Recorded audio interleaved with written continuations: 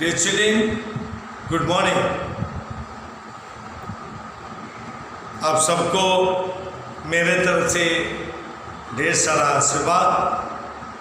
साथ ही साथ ईश्वर से यह प्रार्थना कि आप सभी स्वस्थ रहें, मन लगाकर पढ़ाई करते रहें, माता पिता की सेवा भी करते रहें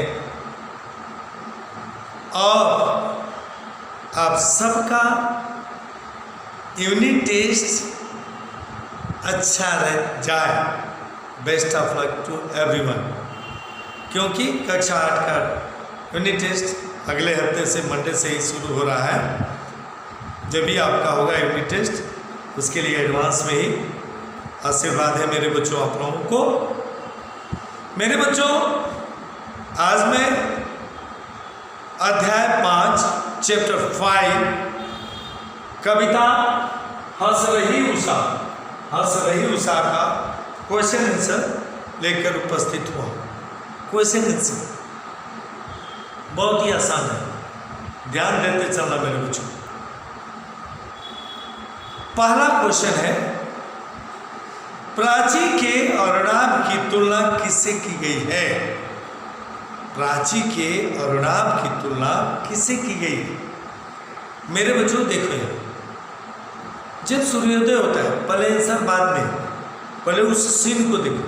जब सूर्योदय होता है तो पूरब का क्षितिज, जहाँ धरती और आकाश मिलते हुए दिखाई देते हैं, पूरब का क्षितिज लाल रंग से रंग जाता है, लाल रंग से।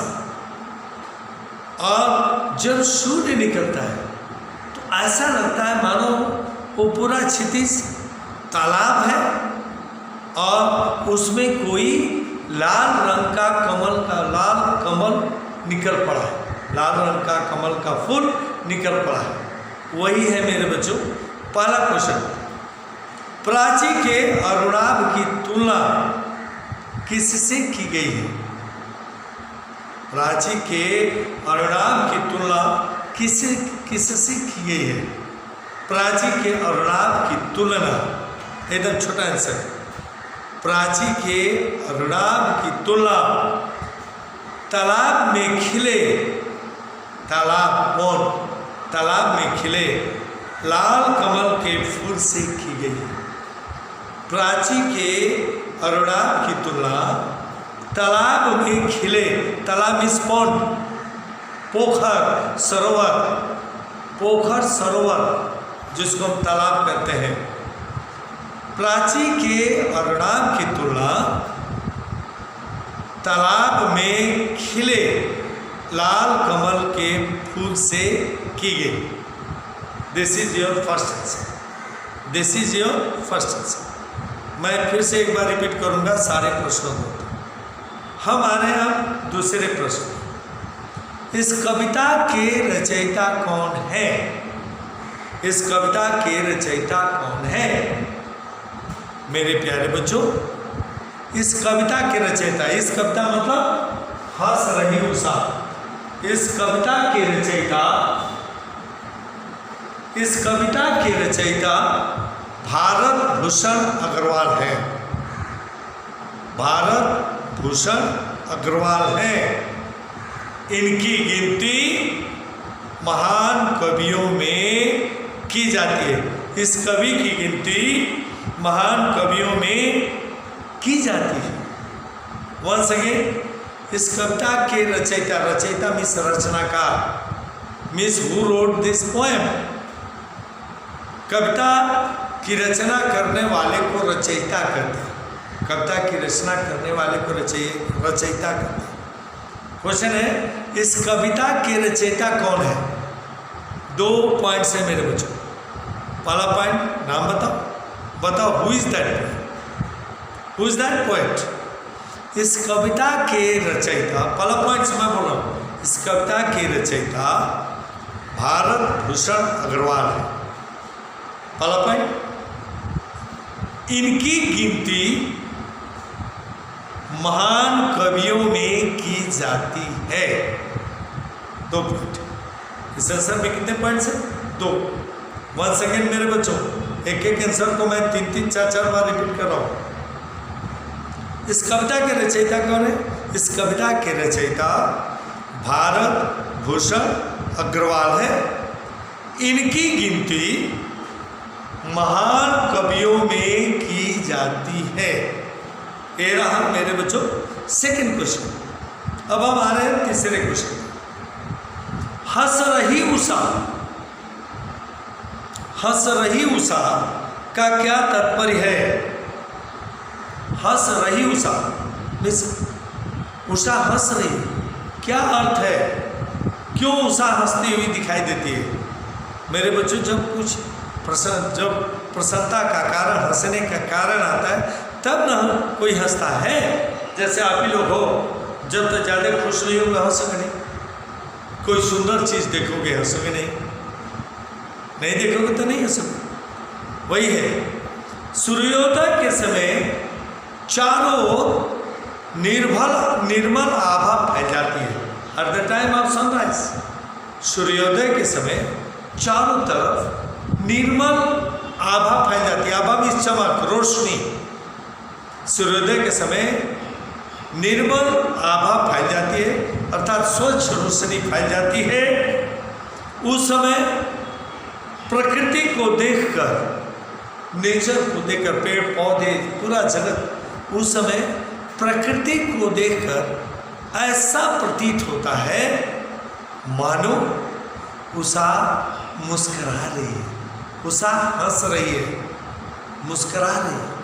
हर चीज़ बहुत सुंदर दिखता है। इसमें भी दो बातें हैं मेरे बच्चों, इस प्रश्न में भी। सूर्योदय के समय, पहला क्वेश्चन देखो, हंस रही उषा का क्या तात्पर्य है? What is the meaning of हंस रही उषा? तात्पर्य मीन्स मीनिंग। तात्पर्य का मतलब मीनिंग, अर्थ बताइए। हंस रही उषा का क्या तात्पर्य है? उत्तर, सूर्योदय के समय चारों तरफ निर्मल आभा, वंस अगेन, सूर्योदय के समय चारों तरफ निर्मल आभा फैल जाती है, अर्थात सूर्य की स्वच्छ रोशनी फैल जाती है। उस समय प्रकृति को देखकर, उस समय प्रकृति को देखकर, नेचर को, चारों तरफ, प्रकृति मीन्स नेचर, प्रकृति मीन्स नेचर। मेरे बच्चों उस समय प्रकृति को देखकर ऐसा लगता है मानो उषा मुस्कुरा रही है, उषा हंस रही है। That is your answer. One second मेरे बच्चों, हंस रही उषा का क्या तात्पर्य है? सूर्योदय के समय चारों तरफ निर्मल आभा फैल जाती है। उस समय प्रकृति को देखकर ऐसा लगता है मानो उषा हंस रही है। उषा मीन्स सवेरा, प्रातःकाल, हंस रही है। कभी नहीं यहाँ प्रातःकाल को जब शुरू प्रातःकाल होता है, उषा, उसका उषा नाम दिया है। एक नायिका, एक औरत के रूप में, एक लड़की के रूप में वर्णन किया है। लगता है उषा की लड़की मुस्कुरा रही है। धुल गया तिमिर बह गई निशा से कवि का क्या तात्पर्य? धुल गया तिमिर, तिमिर मीन्स अंधकार, बह गई निशा, निशा मीन्स रात। इसका क्या अर्थ है? धुल गया तिमिर बह गई निशा, एकदम इजी मीनिंग है। देखने में क्वेश्चन कठिन लगता है मेरे बच्चों। धुल गया तिमिर बह गई निशा, अंधकार दूर हो गया, रात चली गई। इसका साधारण अर्थ हुआ अंधकार मिट गया, रात भी चली गई। ऐसे तो अधूरा आंसर हुआ ना मेरे बच्चों, लिखना पड़ेगा। सवेरा होते ही सूर्य निकल आता है, इससे अंधेरा मिट जाता है और रात भी चली जाती है।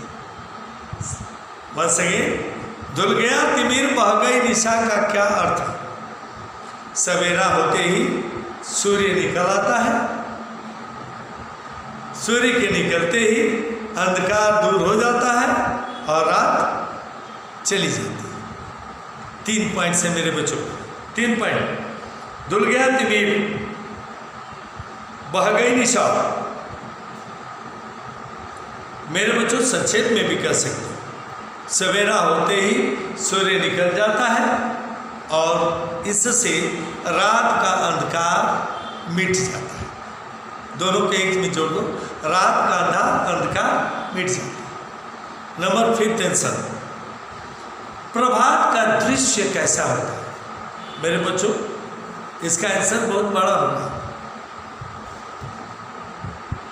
सुबह का दृश्य, सीनरी, सीन कैसा दिखता है?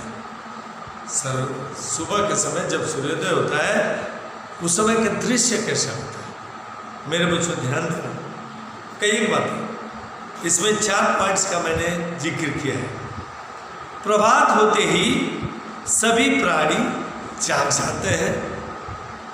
प्रभात होते ही, प्रभात में सवेरा, सभी प्राणी जाग जाते हैं, प्रसन्न हो जाते हैं। झरनों के स्वर के साथ साथ पक्षियों का मीठा गीत सुनाई देने लगता है। मेरे बच्चों प्रकृति चमक उठती है, प्रकृति चमक उठती है। नंबर 1, प्रभात होते ही सभी प्राणी प्रसन्न हो जाते हैं। दूसरा और तीसरा, झरनों के स्वर के साथ साथ पक्षियों का मीठा गीत सुनाई देने लगता है। चौथा, प्रकृति चमक उठती है। एक एक पॉइंट में 2-2 पॉइंट है मेरे बच्चों, 2-2 पॉइंट। प्रभात का दृश्य कैसा होता है? वंस अगेन, प्रभात होते ही सभी प्राणी प्रसन्न हो जाते हैं। सभी प्राणी प्रसन्न हो जाते हैं। 2 पॉइंट, एक पॉइंट में 2 पॉइंट। दूसरा, झरनों के साथ साथ पक्षियों का मीठा गीत सुनाई देने लगता है। दूसरे पॉइंट में भी 2 पॉइंट है। तीसरा, तीसरा प्रकृति चमक उठती है। देखा जाए तो इसमें 6 पॉइंट्स हैं। वंस अगेन मेरे बच्चों, आई एम गोइंग टू ना, अभी लास्ट सेकेंड वैकल्पिक क्वेश्चन है, पर्यायवाची है मेरे बच्चों। पहले यूनिट टेस्ट समाप्त हो जाए, उसके बाद आप लोगों को मैं ग्रामर बुक से काम दूंगा। पहले यूनिट टेस्ट दे लीजिए। ग्रामर बुक से आप लोगों के पास जो है उसमें से वर्ड अपोजिट, पर्यायवाची, अनेक शब्दों के लिए एक शब्द लिखने के लिए दूंगी।